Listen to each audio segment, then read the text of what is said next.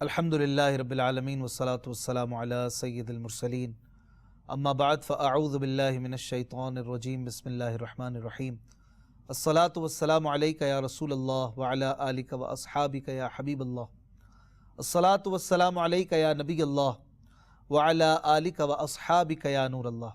مدنی channel کے ناظرین، ایک بار پھر آپ کو خوش آمدید کہتے ہیں۔ پروگرام ہے قرآن پاک ترجمہ و تفسیر کے ساتھ، جس میں الحمدللہ قرآن پاک کی بالترتیب آیتیں ترجمہ اور پھر تفسیر کے ساتھ، جو کہ دعوت اسلامی کے مکتبۃ المدینہ کی شائع کردہ تفسیر ہے صراط الجنان، اس سے ہم کنٹینیوسلی سن رہے ہیں۔ اللہ پاک ہمیں عمل کی بھی توفیق عطا فرمائے۔ پچھلے پروگرام تک ہم نے سورہ بقرہ کی آیت نمبر 163 تک سننے پڑھنے سمجھنے کی سعادت پائی تھی، اور پیارے پیارے مضامین، پیارے پیارے واقعات، پیاری پیاری باتیں ہم کو سننے کو مل رہی ہیں۔ آج آیت نمبر 164 سے اپنے درس کا آغاز کرتے ہیں۔ اس سے پہلے اپنے پیارے آقا مدینے والے مصطفیٰ صلی اللہ علیہ وآلہ وسلم پر درود و سلام کا نذرانہ پیش کرتے ہیں۔ حضور پاک صلی اللہ علیہ وآلہ وسلم کے فرمان عالی شان کا خلاصہ ہے، جو مجھ پر ایک بار درود پاک پڑھے اللہ تبارک و تعالی اس پر 10 رحمتیں نازل فرماتا ہے۔ صلو علی الحبیب صلی اللہ تعالی علی محمد صلی اللہ علیہ وآلہ وسلم۔ سورہ بقرہ آیت نمبر 164، اللہ پاک ارشاد فرماتا ہے: اعوذ باللہ من الشیطان الرجیم بسم اللہ الرحمن الرحیم ان فی خلق السماوات والارض واختلاف اللیل والنہار والفلک التي تجری فی البحر بما ينفع الناس وما أنزل الله من السماء من ماء فأحيا به الأرض بعد موتها وبث فيها من كل دابة وتصريف الرياح والسحاب المسخر بين السماء والأرض لآیات لقوم یعقلون۔ ترجمہ: بے شک آسمانوں اور زمین کی پیدائش اور رات اور دن کی تبدیلی میں، اور کشتی میں جو دریا میں لوگوں کے فائدے لے کر چلتی ہے، اور اس پانی میں جو اللہ نے آسمان سے اتارا، پھر اس کے ساتھ مردہ زمین کو زندگی بخشی، اور زمین میں ہر قسم کے جانور پھیلائے، اور ہواؤں کی گردش، اور وہ بادل جو آسمان اور زمین کے درمیان حکم کے پابند ہیں، ان سب میں یقیناً عقل مندوں کے لیے نشانیاں ہیں۔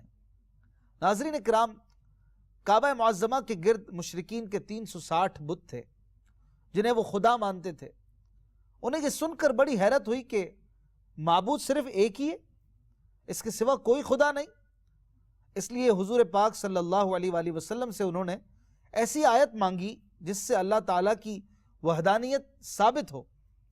اس پر یہ آیت مبارکہ نازل ہوئی، اور انہیں یہ بتایا گیا کہ آسمان و زمین کی تخلیق، آسمان کی بلندی، اس میں چمکتے ہوئے ستارے، اس کا بغیر ستونوں کے قائم ہونا، سورج چاند ستاروں کے ذریعے اس کی زینت، سب اللہ کی قدرت کی نشانیاں ہیں۔ یوں ہی زمین اور اس کی وسعت، اس میں موجود پہاڑ، معدنیات، جواہرات، اس میں رواں سمندر، دریا، چشمے، اس سے اگنے والے درخت، سبزہ، پھل پھول، نباتات، دن اور رات کا آنا جانا، دن رات کا چھوٹا بڑا ہونا، سمندر میں بھاری بوجھ کے باوجود کشتیوں کا مسلسل چلتے رہنا اور نہ ڈوبنا، لوگوں کا اس میں سوار ہونا، سمندری عجائبات، ہواؤں کا چلنا، سمندر کے ذریعے مشرق و مغرب میں تجارت کا پھیلاؤ، سمندر سے بخارات کا اٹھنا، پھر بادل بننا، بادل بن کر بارش کی صورت میں برسنا، بارش سے خشک اور مردہ زمین کا سر سبز و شاداب ہو جانا، اس پانی اور اس کے ثمرات سے زندگی میں باغ و بہار کا آنا، زمین میں کروڑوں قسم کے حیوانات کا ہونا، ہواؤں کی گردش، ان کے خواص و عجائبات، یہ تمام چیزیں اللہ تعالیٰ کے علم اور حکمت اور اس کی قدرت اور اس کے ایک ہونے کی عظیم دلیلیں ہیں۔ یہ سارا تو ایک قسم کا اجمالی بیان ہے۔ مذکورہ بیان پر، یعنی ان ساری چیزوں پر اگر الگ الگ غور و فکر کریں اور ان سب کی تفصیلات بیان کی جائیں، تو اللہ تعالیٰ کی قدرت کے ایسے حیرت انگیز کرشمے نظر آئیں کہ عقل انسانی دنگ رہ جائے۔ کائنات میں انتہائی کثرت سے پائی جانے والی ہوا، آکسیجن، اگر اسی پر غور کر لیا جائے تو اس میں نہ جانے کتنی گیسز ہیں، کتنی تاثیر ہیں، اور ضروریات انسانی کی کتنی بنیادی چیزیں ہیں۔ صرف یہی دیکھ لیں کہ اگر ہوا نہ ہو تو تمام انسان 10 منٹ کے اندر اندر مر جائیں، زمین کے اوپر اور ہوا میں پائے جانے والے جانوروں کی حیات ختم ہو جائے۔ یہ تو قدرت الہی کی ایک قسم کی صرف ایک تاثیر ہے، جبکہ قدرت الہی کی کھربوں سے زائد قسمیں، ایک ایک چیز میں کروڑوں عجائبات۔ سبحان اللہ، کسی زمانے میں آنکھ کو صرف دیکھنے کا ایک آلہ سمجھا جاتا تھا، اور علمی ترقی کے ساتھ ساتھ آنکھ کے ایسے ایسے ظاہری اور باطنی، جسمانی اور روحانی عجائبات سامنے آ رہے ہیں کہ اب صرف آنکھ سے متعلقہ علوم کی اقسام نہ جانے کتنی ہیں، اور لاکھوں لوگ صرف اس علم کے ماہر ہونے کے باوجود اس بات کا دعویٰ نہیں کر سکتے کہ ہم نے آنکھ سے متعلق ہر چیز کا علم حاصل کر لیا ہے۔ اللہ اکبر! تو اور کیا کیا اللہ تبارک و تعالیٰ کی قدرت کے عجائبات بیان کیے جائیں۔ اس آیت سے یہ بھی پتہ چلا کہ سائنسی علوم بھی اللہ کی پہچان کا، معرفت الہی کا ذریعہ بنتے ہیں۔ جتنا سائنسی علم زیادہ ہوگا اتنی ہی اللہ تعالیٰ کی عظمت و قدرت کی پہچان زیادہ ہوگی۔ لہٰذا اگر کوئی دین اسلام کی خدمت اور اللہ کی معرفت کی نیت سے سائنسی علوم سیکھتا ہے تو یہ بھی عظیم عبادت ہوگی۔ نیز اللہ تعالیٰ نے جو کائنات میں غور و فکر کا حکم دیا ہے، یہ اس حکم کی تعمیل بھی قرار پائے گی۔ آگے اللہ تبارک و تعالیٰ آیت نمبر 165 میں ارشاد فرماتا ہے، وَمِنَ النَّاسِ مَن يَتَّخِذُ مِن دُونِ اللَّهِ أَندَادًا يُحِبُّونَهُمْ كَحُبِّ اللَّهِ وَالَّذِينَ آمَنُوا أَشَدُّ حُبًّا لِلَّهِ وَلَوْ يَرَى الَّذِينَ ظَلَمُوا إِذْ يَرَوْنَ الْعَذَابَ أَنَّ الْقُوَّةَ لِلَّهِ جَمِيعًا وَأَنَّ اللَّهَ شَدِيدُ الْعَذَابِ۔ ترجمہ: اور کچھ لوگ اللہ کے سوا اور معبود بنا لیتے ہیں، انہیں اللہ کی طرح محبوب رکھتے ہیں، اور ایمان والے سب سے زیادہ اللہ سے محبت کرتے ہیں۔ اور اگر ظالم دیکھتے جب وہ عذاب کو آنکھوں سے دیکھیں گے، کیونکہ تمام قوت اللہ ہی کی ہے اور اللہ سخت عذاب دینے والا ہے۔ ناظرین اکرام، پیچھے اللہ تبارک و تعالیٰ کے ایک ہونے اور اسی کے خدا ہونے کے حوالے سے کچھ باتیں، کچھ دلائل بیان کیے گئے۔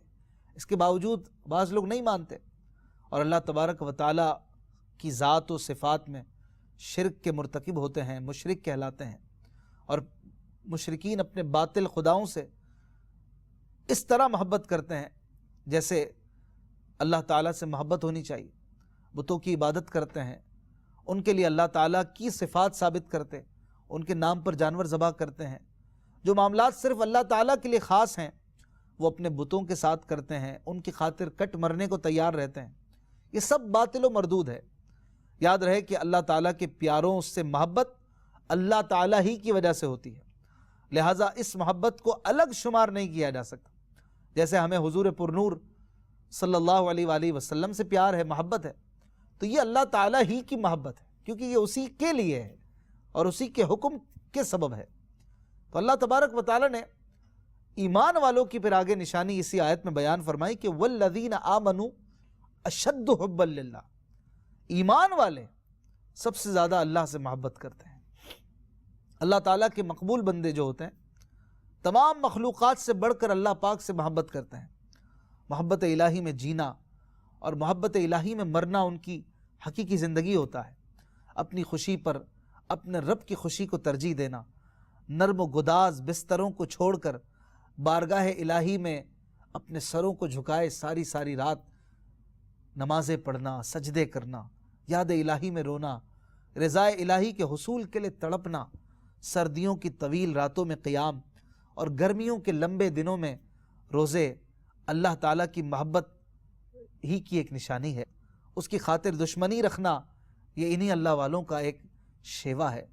اسی کی خاطر کسی کو کچھ دینا، اسی کی خاطر روک لینا، نعمت پر شکر کرنا، مصیبت میں صبر، ہر حال میں اپنے رب کی ذات پر توکل، اسی پر بھروسہ، اپنے ہر معاملے کو اسی کے سپرد کر دینا، احکام الہی پر عمل کے لیے ہر وقت تیار رہنا، دل کو غیر کی محبت سے پاک رکھنا، اللہ تعالیٰ کے محبوبوں سے محبت، اللہ کے دشمنوں سے نفرت کرنا، اللہ کے پیاروں کا نیازمند رہنا، اللہ کے سب سے پیارے رسول مقبول صلی اللہ علیہ وآلہ وسلم کو دل و جان سے محبوب رکھنا، اللہ تعالیٰ کے پاکیزہ کلام کی تلاوت کرنا، اللہ کے مقرب بندوں کو اپنے دلوں کے قریب رکھنا، ان سے محبت رکھنا، محبت الہی میں اضافے کے لیے نیک لوگوں کی صحبت اختیار کرنا، اللہ تعالیٰ کی تعظیم سمجھتے ہوئے اللہ کے نیک بندوں کی تعظیم کرنا، یہ تمام امور اور ان کے علاوہ سینکڑوں کام ایسے ہیں جو محبت الہی کی دلیل ہیں، اور یہ اللہ والوں کے انداز اور ان کے طور طریقے ہوا کرتے ہیں۔ اللہ پاک ہمیں بھی ان سے حصہ عطا فرمائے کہ ہم اللہ سے سچی محبت کریں، جس نے ہمیں پیدا کیا، جس نے ہمیں سب کچھ دیا، جس نے ہمیں کپڑا دیا، کھانا دیا، ہمیں نعمتیں طرح طرح کی دیں، ہمیں ہر مصیبت میں وہ سنبھالتا ہے، وہ ہمارے گناہوں کو چھپاتا ہے، ہمارے عیبوں کو پردے میں رکھتا ہے، ہماری اچھی چیزیں لوگوں پر ظاہر کرتا ہے۔ کتنا اچھا وہ رب ہے کہ اچھی چیزیں، اچھی باتیں وہ لوگوں کے سامنے کر دیتا ہے، برائیوں کو چھپا کے رکھتا ہے۔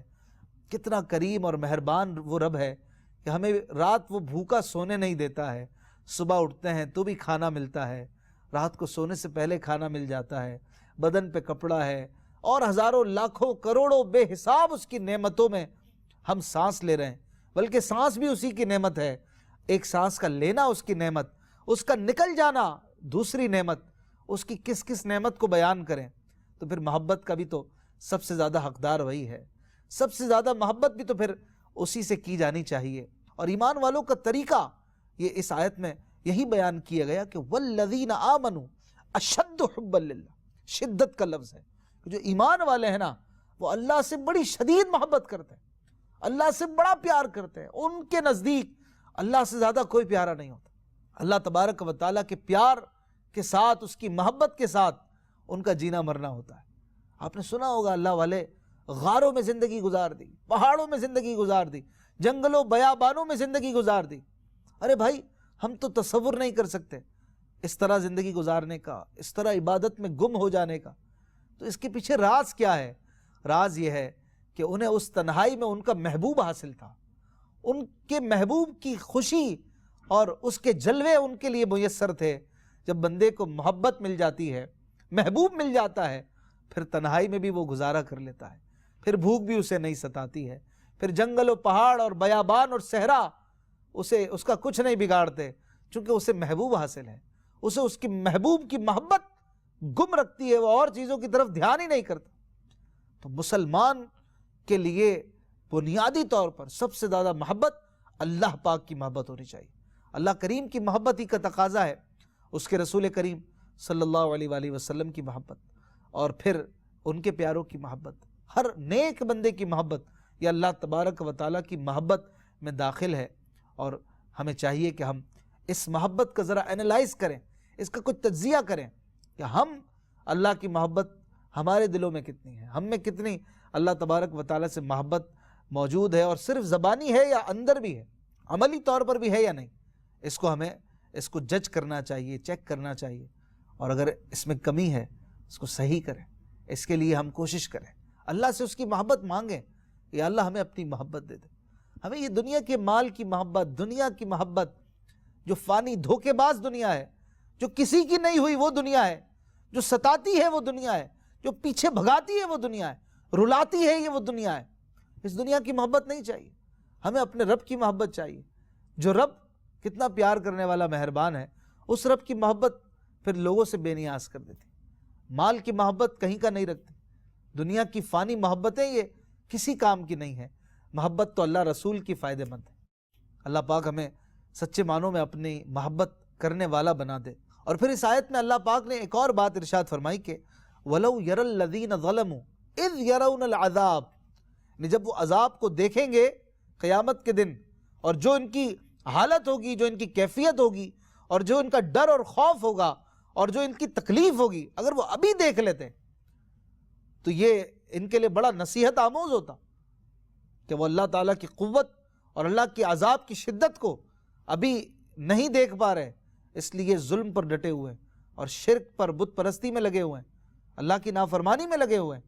اگر یہ دیکھ لیتے تو اپنے اس خوفناک وقت کو دیکھ کر وہ ابھی سدھر جاتے، ابھی تائب ہو جاتے، لیکن بہرحال ہر چیز کا اللہ نے ایک وقت مقرر کر رکھا ہے۔ اللہ ہمیں ایمان کی سلامتی عطا فرمائے۔ آگے اللہ تبارک و تعالی آیت نمبر 166 میں ارشاد فرماتا ہے، اذ تبرأ الذین اتبعوا من الذین اتبعوا ورأوا العذاب وتقطعت بهم الاسباب۔ ترجمہ، جب پیشوا اپنی پیروی کرنے والوں سے بیزار ہوں گے اور عذاب دیکھیں گے اور ان کے سب رشتے ناتے کٹ جائیں گے۔ اب اسی قیامت کے دن کی منظر کشی کی جا رہی ہے جس کے بارے میں پچھلی آیت میں فرمایا گیا کہ اگر وہ وقت دیکھ لیتے، وہ وقت، وہ منظر جو قیامت کے دن ان کے ساتھ پیش آئے گا، کہ جس دن مشرکین اور ان کے پیشوا جنہوں نے انہیں کفر کی ترغیب دی، اللہ سے دور کیا، ایک جگہ جمع ہوں گے اور عذاب نازل ہوتا ہوا دیکھیں گے، ایک دوسرے سے نفرت اور بیزاری کا اظہار کریں گے۔ پیروکار کہیں گے، اے اللہ، ہم نے اپنے ان سرداروں کی پیروی کی، انہوں نے ہمیں گمراہ کر دیا، تو انہیں دگنا عذاب دے اور ان پر بڑی لعنت کر۔ جبکہ جو پیشوا ہوں گے، سردار ہوں گے، وہ اپنے پیروکاروں سے بیزاری کا اظہار کر رہے ہوں گے۔ اور یہ مضمون قرآن پاک میں کئی مقامات پر بیان کیا گیا، جیسے سورہ احزاب آیت نمبر 66 سے 68 تک، اور سورہ سبا آیت نمبر 31 سے 33 تک یہ مضامین اللہ نے بیان فرمائے۔ لہٰذا ہر کسی کو چاہیے کہ وہ ہدایت کے رستے پر چلے اور گناہ گاروں کی پیروی نہ کرے۔ اللہ پاک ہمیں اچھوں کی پیروی عطا فرمائے۔ اور قیامت کے دن کے حوالے سے یہ بھی بیان فرمایا گیا کہ وَتَقَطَّعَتْ بِهِمُ الْأَسْبَابُ، سب رشتے ناتے کٹ جائیں گے۔ یعنی قیامت کے دن کافروں کے وہ تعلقات جو دنیا میں ان کے مابین تھے، وہ دوستیاں ہوں یا رشتہ داریاں ہوں یا باہمی معاہدے ہوں، موافقت وغیرہ ہو، محبت وغیرہ ہو، سب ختم ہو کر رہ جائے گا۔ ہر کوئی اپنے اعمال کا جواب دہ ہوگا، کوئی کسی کا مددگار نہ بن سکے گا۔ یاد رہے کہ قیامت کے دن کفار کے رشتے ٹوٹیں گے، لیکن اولیاء، متقین، صالحین اور جو اللہ کے پیارے بندے ہیں، ان کے رشتے باقی رہیں گے۔ جیسے قرآن پاک سورہ زخرف کی آیت نمبر 67 میں اللہ پاک فرماتا ہے، الْأَخِلَّاءُ يَوْمَئِذٍ بَعْضُهُمْ لِبَعْضٍ عَدُوٌّ إِلَّا الْمُتَّقِينَ۔ پرہیزگاروں کے علاوہ اس دن گہرے دوست ایک دوسرے کے دشمن بن جائیں گے۔ پرہیزگاروں کو مستثنا فرما دیا، ان کا ایکسیپشن بیان کر دیا۔ پرہیزگار اور جو نیک لوگ ہوں گے ان کی دنیاوی دوستی قیامت کے دن اور مضبوط ہو جائے گی، وہ ساتھ خیرامہ خیرامہ اللہ کی رحمت سے جنت کی طرف بڑھیں گے۔ لیکن جو گناہگار ہوں گے، جو فساق ہوں گے، جو اللہ کے نافرمان ہوں گے، جو کفار ہوں گے، ان کے لیے فرمایا گیا کہ اس دن گہرے دوست دشمن بن جائیں گے۔ آگے اللہ پاک فرماتا ہے، وَقَالَ الَّذِينَ اتَّبَعُوا لَوْ أَنَّ لَنَا كَرَّةً فَنَتَبَرَّأَ مِنْهُمْ كَمَا تَبَرَّؤُوا مِنَّا كَذَلِكَ يُرِيهِمُ اللَّهُ أَعْمَالَهُمْ حَسَرَاتٍ عَلَيْهِمْ وَمَا هُمْ بِخَارِجِينَ مِنَ النَّارِ۔ ترجمہ، اور پیروکار کہیں گے، اگر ہمیں ایک مرتبہ لوٹ کر جانا مل جائے تو ہم ان پیشواؤں سے ایسے ہی بیزار ہو جاتے جیسے یہ ہم سے بیزار ہوئے ہیں۔ اللہ اسی طرح انہیں ان کے اعمال ان پر حسرت بنا کر دکھائے گا اور وہ دوزخ سے نکلنے والے نہیں۔ ناظرین اکرام، کافر انتہائی تمنا کریں گے کہ کاش ایک بار پھر دنیا میں لوٹ کر جانا مل جائے، تو ہم سب سے پہلے تو ان پیشواؤں سے جن کی پیروی کرتے تھے، ہاتھ پیر چومتے تھے، ان کے پیچھے چلتے تھے، ان کو نذرانے دیتے تھے، ان سے بیزاری کا اظہار کرتے ہوئے کہیں گے کہ سب سے پہلے تو ہم ان سے دشمنی مولیں گے، ان سے بیزاری کا اظہار کریں گے دنیا میں، اگر بالفرض ہمیں جانے کا موقع مل جائے۔ پھر اپنے باطل معبودوں سے بیزار ہوں گے اور پھر ہم نیک اعمال کریں گے، ایمان لے آئیں گے، لیکن یہ تمنائیں بیکار ہیں، یہ کچھ کام نہیں آئیں گی۔ اللہ پاک ہمیں ایمان پر استقامت عطا فرمائے۔ سورہ زمر آیت نمبر 58 میں اللہ تبارک و تعالیٰ کافر کے حوالے سے فرماتا ہے کہ وہ کہے گا کہ اے کاش کہ مجھے ایک مرتبہ واپسی مل جائے تاکہ میں نیکیاں کر لوں، اس طرح کے اور بھی مضامین کفار کے حوالے سے بیان کیے گئے ہیں کہ یہ حسرت کریں گے، حسرت، تمنا کہ کاش دنیا میں آنے کا موقع مل جائے دوبارہ تو ہم نیک بن جائیں، صالح بن جائیں، لیکن یہ حسرت ہی رہے گی۔ یاد رہے کہ ایمان اور اعمال صالحہ کی اصل حسرت تو کافر ہی کو ہوگی، لیکن مسلمان بھی نیکیوں کی کمی اور گناہوں میں ملوث ہونے پر حسرت کا اظہار کریں گے۔ جیسے کہ حدیث مبارکہ میں ہے، نبی کریم صلی اللہ علیہ وآلہ وسلم نے ارشاد فرمایا، ہر مرنے والے کو افسوس اور ندامت ہوگی۔ صحابہ اکرام نے عرض کی، یا رسول اللہ صلی اللہ علیہ وآلہ وسلم کیا ندامت ہوگی؟ فرمایا، اگر نیک ہوگا تو زیادہ نیکیاں نہ کرنے پر نادم ہوگا، اور اگر گناہگار ہوگا تو گناہوں سے باز نہ آنے پر نادم ہوگا۔ حسرت کی اور بھی صورتیں ہیں، جیسے دوسروں پر ظلم کرنے اور انہیں تکلیف دینے والوں کو ڈھیروں ڈھیر نیکیاں ہونے کے باوجود حسرت ہوگی، کیونکہ ان کی نیکیاں مظلوموں کو دے دی جائیں گی، اور لائے تھے بہت ساری نیکیاں لیکن خالی ہو جائیں گے اور مظلوموں کے نامہ اعمال کو بھر دیا جائے گا۔ ایک اور حدیث پاک میں ہے، جسے طلب علم کا موقع ملا لیکن علم حاصل نہ کیا اسے حسرت ہوگی۔ ایک اور حدیث پاک میں ہے کہ کسی جگہ جمع ہونے والے لوگ اللہ تعالیٰ کا ذکر کیے بغیر اٹھ گئے تو وہ مجلس ان کے لیے حسرت ہوگی۔ ناظرین اکرام، قیامت کے دن اللہ تعالیٰ کافروں کے برے اعمال ان کے سامنے کر دے گا اور انہیں نہایت حسرت ہوگی کہ انہوں نے یہ کام کیوں کیے تھے۔ ایک قول یہ ہے کہ جنت کے بلند و بالا مقامات، محلات اور نعمتیں انہیں دکھا کر پھر کہا جائے گا کہ اگر تم اللہ تعالیٰ کی فرما برداری کرتے تو یہ تمہارے لیے تھے۔ پھر جنت کی وہ عالی شان منزلیں مومنوں کو دے دی جائیں گی۔ ایک چیز دیکھی نہیں ہو تو اس کی حسرت اتنی زیادہ نہیں ہوتی جتنی دکھا دی جائے اور سامنے ہو، اور پھر کہا جائے کہ اگر نیکیاں کرتے اور اللہ پر ایمان لاتے تو یہ جنت ملتی۔ اب بتائیے اس حسرت کا کیا عالم ہوگا، اور پھر اس حسرت کے ساتھ ساتھ معاذ اللہ جہنم کا عذاب بھی۔ اللہ پاک ہمیں اپنے غضب سے اپنی پناہ عطا فرمائے۔ آگے اللہ تبارک و تعالی آیت نمبر 168 میں فرماتا ہے، یا ایہا الناس کلوا مما فی الارض حلالا طیبا ولا تتبعوا خطوات الشیطان انہ لکم عدو مبین۔ ترجمہ، اے لوگوں، جو کچھ زمین میں حلال پاکیزہ ہے اس میں سے کھاؤ، اور شیطان کے راستوں پر نہ چلو، بے شک وہ تمہارا کھلا دشمن ہے۔ ناظرین، مشرکین نے اپنی طرف سے بہت سے جانوروں کو حرام قرار دیا ہوا تھا۔ اس کے متعلق یہ آیت نازل ہوئی کہ زمین میں جو پیدا شدہ چیزیں ہیں اللہ نے حلال کی ہیں اور لوگوں کے نفع کے لیے انہیں بنایا ہے، لہٰذا صرف ان چیزوں سے بچو جنہیں اللہ نے خود منع کیا، اور جن چیزوں سے اللہ نے منع نہیں فرمایا وہ سب حلال ہیں۔ اس سے معلوم ہوا کہ اللہ تعالیٰ کی حلال کی ہوئی چیزوں کو حرام قرار دینا اس کی رزاقیت سے بغاوت ہے۔ مسلم شریف کی حدیث ہے، اللہ تعالیٰ فرماتا ہے، جو مال میں اپنے بندوں کو عطا فرماتا ہوں وہ ان کے لیے حلال ہے، اور اسی حدیث میں ہے کہ میں نے اپنے بندوں کو باطل سے بے تعلق پیدا کیا، پھر ان کے پاس شیاطین آئے اور انہوں نے لوگوں کو دین سے بہکایا، اور جو میں نے ان کے لیے حلال کیا تھا اس کو انہوں نے حرام ٹھہرایا۔ ناظرین، حلال اور طیب سے مراد وہ چیز ہے جو بذات خود بھی حلال ہے، جیسے بکرے کا گوشت ہے، سبزی، دال وغیرہ، اور ہمیں حاصل بھی جائز ذریعے سے ہو، یعنی چوری، رشوت، ڈکیتی وغیرہ کے ذریعے نہ ہو، تو وہ چیز حلال اور طیب یہ کہلاتی ہے۔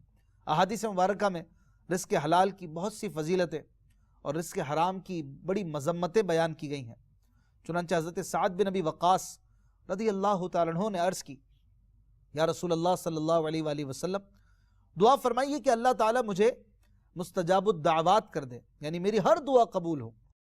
حضور پرنور صلی اللہ علیہ وآلہ وسلم نے فرمایا، اے سعد، اپنی خوراک پاک کرو، مستجاب الدعوات ہو جاؤ گے۔ اس ذات پاک کی قسم جس کے دست قدرت میں محمد مصطفیٰ کی جان ہے، آدمی اپنے پیٹ میں حرام کا لقمہ ڈالتا ہے تو 40 دن تک اس کا کوئی عمل قبول نہیں کیا جاتا، اور جس بندے کا گوشت سود اور حرام خوری سے اگا اس کے لیے آگ زیادہ بہتر ہے۔ استغفر اللہ۔ ایک اور حدیث پاک میں حضرت ابو سعید خدری رضی اللہ عنہ روایت کرتے ہیں، رسول اللہ صلی اللہ علیہ وآلہ وسلم نے فرمایا، جس شخص نے حلال مال کمایا پھر اسے خود کھایا یا اس کمائی سے لباس پہنا اور اپنے علاوہ اللہ تعالیٰ کی دیگر مخلوق جیسے اپنے اہل و عیال اور دیگر لوگوں کو بھی کھلایا اور پہنایا، تو اس کا یہ عمل اس کے لیے برکت اور پاکیزگی ہے۔ ایک اور حدیث میں ہے، حضرت عبداللہ ابن عمر رضی اللہ عنہما سے روایت ہے، حضور اکرم صلی اللہ علیہ وآلہ وسلم نے ارشاد فرمایا، دنیا میٹھی اور سرسبز ہے، جس نے اس میں حلال طریقے سے مال کمایا اور اسے وہاں خرچ کیا جہاں خرچ کرنے کا حق تھا، تو اللہ تعالیٰ اسے آخرت میں ثواب عطا فرمائے گا اور اسے اپنی جنت میں داخل فرمائے گا، اور جس نے دنیا میں حرام طریقے سے مال کمایا اور اسے ناحق جگہ خرچ کیا تو اللہ تعالیٰ اسے ذلت و حقارت کے گھر یعنی جہنم میں داخل کر دے گا، اور اللہ تعالیٰ اور اس کے رسول صلی اللہ علیہ وآلہ وسلم کے مال میں خیانت کرنے والے کئی لوگوں کے لیے قیامت کے دن جہنم ہوگی۔ استغفر اللہ۔ اللہ تعالیٰ ارشاد فرماتا ہے، کلما خبت زدناہم سعیرا، جب کبھی بجھنے لگے گی تو ہم اسے اور بھڑکا دیں گے۔ اللہ اکبر۔ ان احادیث کو سامنے رکھتے ہوئے ہر مسلمان کو چاہیے کہ وہ حلال روزی کمائے اور حلال روزی ہی سے کھائے اور حلال ہی پہنے، اسی طرح دوسروں کو بھی جو مال دے وہ حلال مال ہی دے۔ ہمارے بزرگان دین رزق کے حلال ہونے میں کس قدر احتیاط فرماتے تھے، اس کی ایک جھلک ملاحظہ کیجئے۔ چنانچہ امیر المومنین حضرت ابو بکر صدیق رضی اللہ تعالیٰ عنہ کی خدمت میں آپ کا غلام ایک بار دودھ لایا، آپ نے اسے پی لیا۔ غلام نے عرض کی، میں پہلے جب بھی کوئی چیز پیش کرتا تھا تو آپ اس کے بارے میں پوچھتے تھے کہ یہ کہاں سے لائے، لیکن اس دودھ کے بارے میں کچھ نہ پوچھا۔ یہ سن کر آپ نے پوچھا کہ کیسا ہے یہ دودھ؟ تو غلام نے جواب دیا کہ میں نے زمانہ جاہلیت میں ایک بیمار پر منتر پھونکا تھا، جس کے معاوضے میں آج اس نے یہ دودھ دیا ہے۔ حضرت ابو بکر صدیق رضی اللہ تعالیٰ عنہ نے جب یہ سنا تو اپنے حلق میں انگلی ڈالی اور وہ دودھ اگل دیا۔ اس کے بعد نہایت عاجزی سے دربار الہی میں عرض کیا، یا اللہ، جس پر میں قادر تھا وہ میں نے کر دیا، اس دودھ کا تھوڑا بہت حصہ جو رگوں میں رہ گیا ہے وہ مجھے معاف فرما دے۔ اللہ اکبر۔ کیا شان تھی ان حضرات کی کہ پاکیزہ کھانے کو انہوں نے لازم کیا ہوا تھا۔ آج ہمارا یہ حال ہے کہ حلال و حرام کی تمیز اٹھتی چلی جا رہی۔ حلال کمائیے، حلال سے کھائیے، حلال کھلائیے، حرام سے بچیے۔ اللہ پاک قرآن پاک سمجھنے اور اس پر عمل کرنے کی توفیق عطا فرمائے۔ زندگی رہی تو انشاءاللہ اگلے پروگرام میں پھر ملاقات ہوگی۔ اپنا خیال رکھیے گا۔ صلو علی الحبیب صلی اللہ تعالی علی محمد۔